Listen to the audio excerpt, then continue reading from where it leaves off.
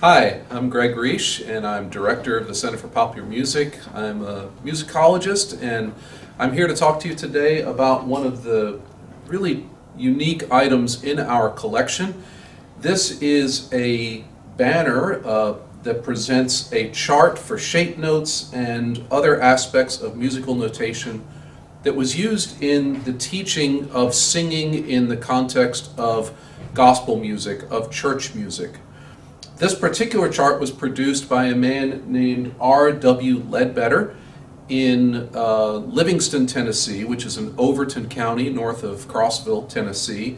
And the chart itself, which is written on canvas, was produced in 1937. It's dated in 1937. We acquired it here at the Center for Popular Music in 2006 as a purchase from the Ledbetter family. What this chart presents is a complete introduction to reading music using the 7 shape note system that is fairly common and quite old in Southern gospel music. Now, shape notes refers to different shaped note heads that are used in place of or in addition to the standard oval shape that many people know from standard musical notation. This includes that oval shape, but it also includes diamonds, squares, triangles, and a couple of others, and those shapes are tied to the specific notes of the scale, the specific degrees of the scale, just like solfege syllables, do, re, mi, fa, sol, la, ti, do, that many of us know. These shapes give the reader, the singer, a visual cue, so he or she can know more readily, more quickly, that a particular note is mi, that a particular note is fa. And if you know what that note is supposed to sound like in the context of the key that you're singing in, then you can sight read and learn music that much more quickly. Shape notes have a long and rich history in the United States, particularly in the sacred music tradition.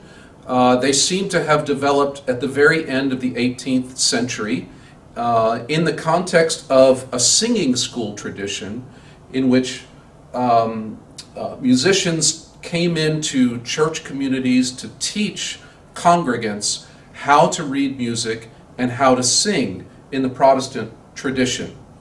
Around 1800, 1801 to be precise, we get the first published instances of shape notes in teaching collections of sacred music in 1801. Those earliest collections were a 4-shape system.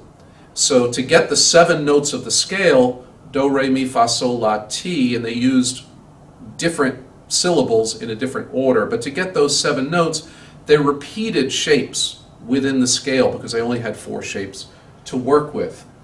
But around the mid-1840s, a 7-shape system developed, and those two systems continued to proliferate in parallel, the 4-shape system and the 7-shape system.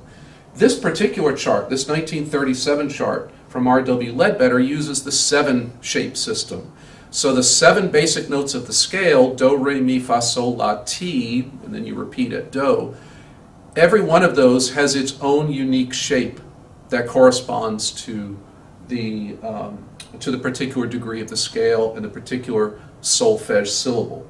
Now, one of the things that's very interesting to me about this particular chart is that while there's an extensive explanation of the shape note system and examples of what all the different notes and the corresponding shapes are within all of the given major keys, there are also sections of this chart that present the rudiments of reading rhythm, the rudiments of dynamic levels, piano, pianissimo, forte, fortissimo, how loud a sound is, all of those basic elements necessary to read music at a rudimentary level so that people can sing in church.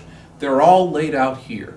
Most of the shape note collections, and we have many, many such collections in the Center for Popular Music, in book form, Most of those start with an introduction to the rudiments of music that go through all of this kind of information.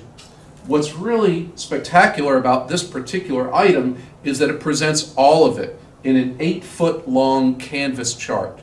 And presumably, Mr. Ledbetter, who was probably a church teacher, a music teacher of some sort himself, would have hung this up in whatever room, whatever context he was teaching in the sanctuary of the church or some other room of the church, perhaps in a schoolhouse, a meeting house, or some other community gathering place, where he would offer one of these singing schools. He could hang all of this up and just show everybody by pointing to different places on the chart and go through it all, and then they could try it out and start to sing.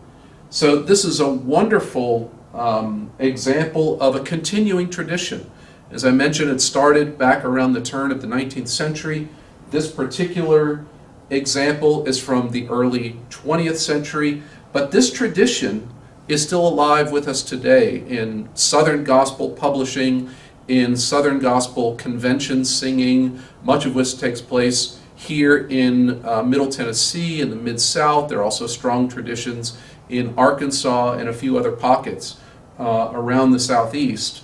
But this particular manifestation of it as a giant banner-sized chart is something that's quite unique, quite special. We love to share it with people when we have visitors from the Stamps Baxter Gospel Singing Camp that takes place every summer here at MTSU, and they come and visit the Center for Popular Music as part of their week on campus. We always roll this out for them. They're familiar with the tradition, they're familiar with the shapes, but they haven't necessarily seen it all laid out like this in such a dramatic and spectacular manner. So this is just one of many wonderful items that we have related to the history of Southern Gospel and in particular shape note singing, and it's one of which we are very proud.